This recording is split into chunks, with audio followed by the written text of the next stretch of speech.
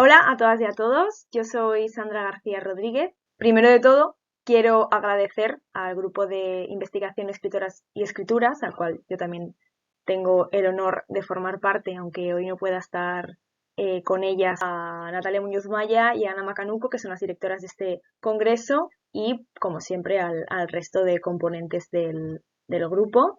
Quiero subrayar la necesidad de revisar el canon literario para que se puedan incluir escritoras femeninas en la asignatura de lengua y literatura de la educación secundaria y bachillerato, que creo que es el objetivo central que atraviesa todas las ponencias de este congreso.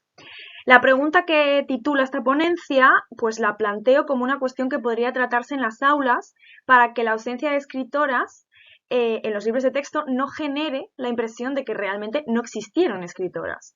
Para ello, esbozaremos brevemente a qué nos referimos con revisar el canon desde la crítica literaria feminista e introduciremos la figura del mediador o mediadora para plantear una propuesta de actividad sobre un cuento de Concha Laos. Aquí voy a introducir el tipo de actividad que considero que sería adecuado, concretamente sobre uno de sus cuentos, para introducir al alumnado al pensamiento crítico.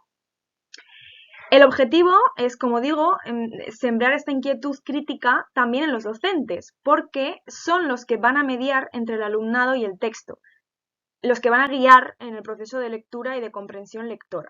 Por ello, dado que las personas que me estáis escuchando sois probablemente potenciales docentes, voy a partir, a modo de estado de la cuestión, de unos estudios de la investigadora Sonia Sánchez Martínez, que compara la presencia de autores y autoras en algunos libros de texto para concluir que aún no se representa fielmente la realidad del panorama literario, que esto es algo estrechamente ligado al funcionamiento del canon, que ha desplazado pues, históricamente a los nombres de mujeres y el tipo de escritura asociado a ellas.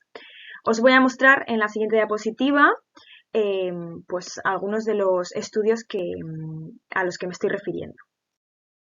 Como veis aquí, Sonia Sánchez Martínez llega a ciertos resultados después de comparar el contenido existente en libros de texto de 6 editoriales diferentes. Es uno de tantos ejemplos que demuestran el desequilibrio de contenido en los libros de texto.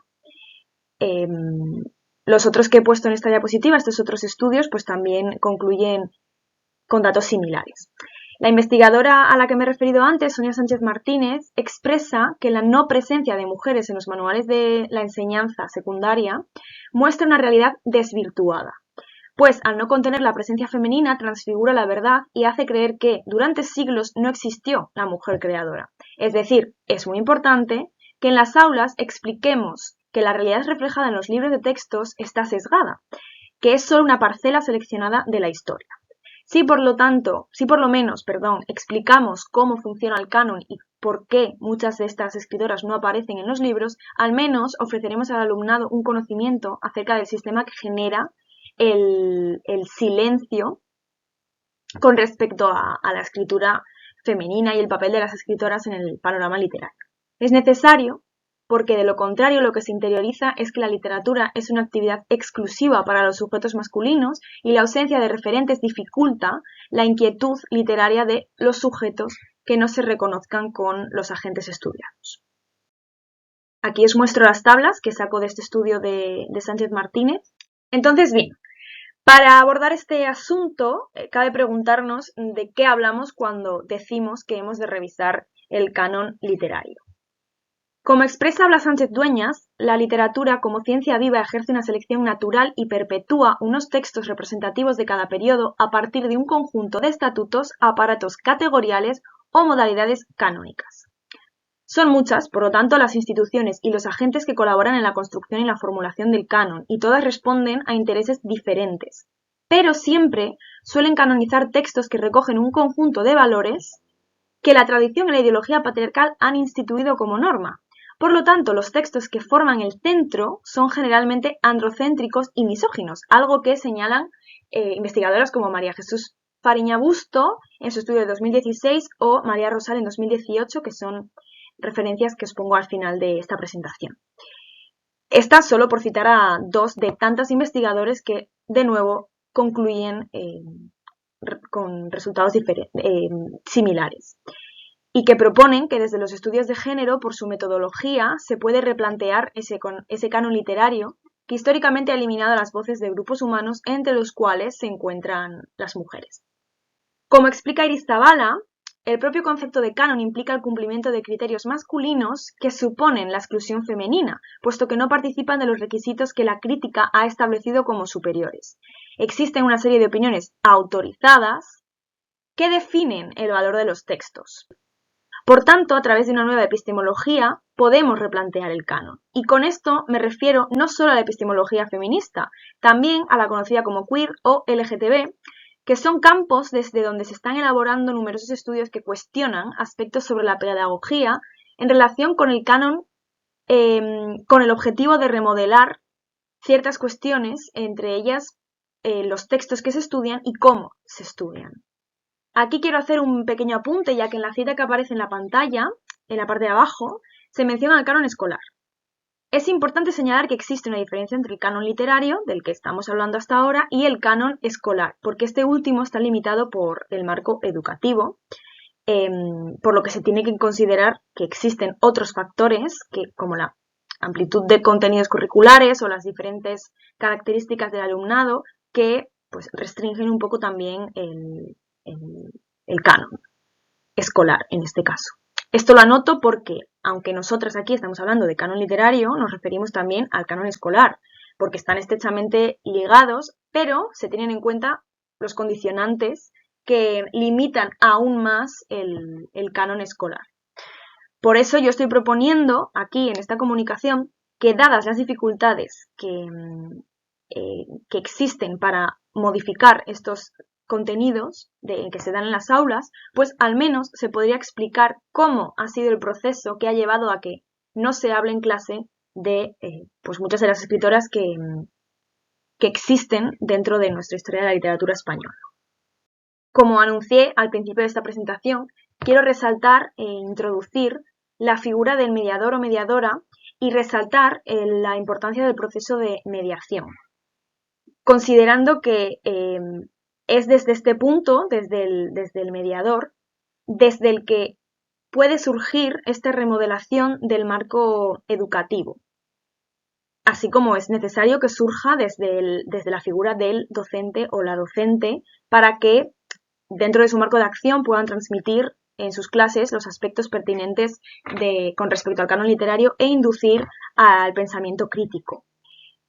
Para que nos entendamos fácilmente, en esta comunicación yo abordo el proceso de mediación de dos maneras diferentes, puesto que estoy yo como figura mediadora, dado que la actividad que os voy a mostrar a continuación yo la he planteado al alumnado del máster de formación del profesorado de la Universidad de Cantabria, en este curso, de hecho, es decir, le he dado este contenido a futuros profes de secundaria o bachiller y ellas, concretamente porque han sido varias alumnas las que lo han aplicado a algunas de sus clases de prácticas dentro de este máster.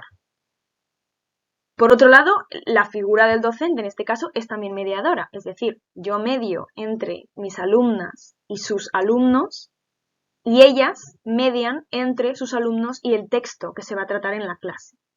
Por eso, Serrano y Méndez caracterizan la figura del mediador o mediadora como la presencia y acción de una tercera parte distinta de las contendientes directamente implicadas en el mismo conflicto. Para este tema recomiendo el trabajo del investigador Felipe Munita, que se centra en la figura del mediador desde el campo científico de la didáctica de la literatura. Munita argumenta acerca de la importancia que tienen las creencias del profesor o profesora en sus prácticas didácticas y sostiene que las actuaciones docentes sobre la literatura están influidas por factores del contexto institucional y educativo. Enseñar literatura es una actividad social y es así como debemos considerarla. Por lo que centrarse en quienes participan de esta actividad pues es crucial y también centrarse en cómo se relacionan y cómo piensan pues es imprescindible. Toda acción mediadora parte de unos objetivos de base, que son instaurar la idea de cambio o transformación de la realidad y generar conocimiento a partir de los vínculos entre dos entidades y una tercera que intermedia, como ya he explicado antes. Indican, de nuevo, Serrano y Méndez, que la figura mediadora ha de recomendar, sugerir y no imponer. Finalmente paso a mostraros una propuesta de actividad de un cuento de Concha Lagos, La Ventana, que es uno de los relatos que forman el volumen de Atados a la Tierra.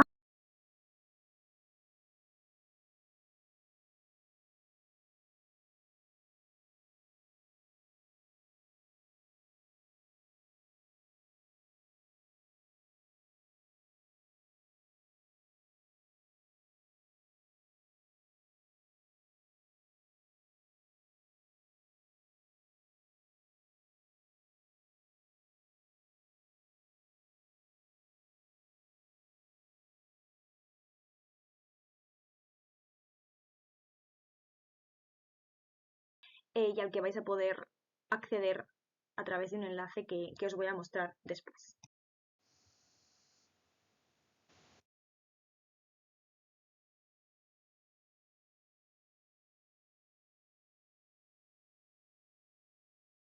Bien, este es el enlace desde el que podéis acceder a esta reedición del volumen de Atados a la Tierra. Y concretamente, si queréis acceder a este de Concha Lagos, tenéis que buscar Concha Lagos, Atados a la Tierra y otros relatos. Bien, como habréis leído, María Latizna, la cantinera, es la protagonista de La Ventana, presentada como objeto de burla tanto por su clase social como por su raza. La voz narradora muestra a lo largo del cuento una actitud condescendiente que, a diferencia del resto del pueblo, se lamenta por la situación de la cantinera. El personaje narrador habla desde la ventana, símbolo que puede interpretarse como la separación entre la sociedad y la narradora, puesto que ella se encuentra en el interior, desde donde se juzga lo acontecido en la calle, que es el acoso que sufre María Latizna. Desde su lado de la ventana, la narradora juzga el trato que le ofrece la sociedad desvinculándose de él, desde la distancia. Sin embargo, cuando le ofrece caramelos a la cantinera, se evidencia que la ventana se encuentra en un sitio alto, por lo que la ayuda se le ofrece desde arriba. Y lo que hace es arrojarle caramelos desde su posición de clase más elevada. Finalmente, la cantinera termina casada con el factor del pueblo, acontecimiento que las mujeres del pueblo critican juzgando a María. Lo que aparece en pantalla es la propuesta que he indicado antes que se llevó a cabo en una de las clases del máster. Las preguntas que pueden plantearse al alumnado con respecto a este cuento buscan, como señala Gracia Trujillo en su libro El feminismo queer es para todo el mundo, abro cita, el cuestionamiento y la desnaturalización como estrategias para romper con las certezas, buscando recuperar la duda y lo incierto como forma de enseñanza y aprendizaje. Por lo que un modelo de actividad sería el que os muestro aquí en la pantalla. O también este otro, que también sugiere el mismo tipo de cuestiones que pretenden promover la reflexión acerca de la realidad que se está reflejando en este cuento. Dado que Concha Lagos describe desde la voz de la narradora protagonista los prejuicios de toda la sociedad con respecto a María Latizna, sujeto feminizado, racializado y en situación de precariedad. A través de la orientación que se ofrece a través de preguntas como las planteadas, las personas lectoras comprenden que la literatura puede interpretarse como un documento social, capaz de generar empatía a través del reflejo de situaciones que, de otra forma, no interiorizaríamos. Para finalizar, a modo de conclusión, insistimos en que para revisar el canon y los contenidos que se dan en las aulas es necesaria la reflexión del profesorado acerca de los sesgos de género, raza o clase que se encuentran naturalizados dentro del sistema en el que vivimos, neoliberal y patriarcal, que a su vez genera el sistema educativo. La figura del mediador o mediadora es clave para este proceso, dado que pueden sembrar la inquietud con respecto a la necesidad de generar pensamiento crítico en docentes y alumnado. Al reflexionar acerca del marco que envuelve el contenido que se da en las aulas, se pueden generar estrategias que instruyan en respeto, justicia y empatía, que son valores que hacen que nuestra posición en el mundo no violente o empeore las de otros u otras. Como expresa Gracia Trujillo, es importante repensar la cultura, las instituciones, el poder, las formas de aprender y de estar en el mundo. En el caso de la literatura, podemos preocuparnos de enseñar cómo se construye el canon, qué tipo de literatura se impulsa dentro del mercado literario, por qué han trascendido ciertos textos y no otros, qué papel tiene la crítica, quién construye ese canon, cómo podemos ampliarlo, etc. También podemos repensar cómo se estudia la literatura, qué hay en los manuales y en los libros de texto y qué no, según qué criterios se recogen unos textos y no otros, qué recogen estos textos, cómo se periodiza la historia de la literatura y qué es lo que no encaja en las categorías que se crean para ello. En definitiva, enseñar a considerar los factores externos que influyen en la selección y canonización de los textos, así como incluir fielmente el contexto de los o las autoras en el momento de la escritura, es esencial para que la lectura se convierta en una actividad crítica y que los lectores sean sujetos autoconscientes. A través del pensamiento crítico se pueden desarrollar modelos democráticos de relaciones de género desde el ámbito educativo, puesto que toda selección de contenidos y toda forma de enseñanza transmite una ideología. Esto ha sido todo. Muchísimas gracias por escucharme. Os dejo aquí mi correo a través del cual podéis señalarme cualquier aspecto que os apetezca. Os muestro también aquí la bibliografía de la que he utilizado para realizar este estudio. Muchas gracias de nuevo y hasta pronto.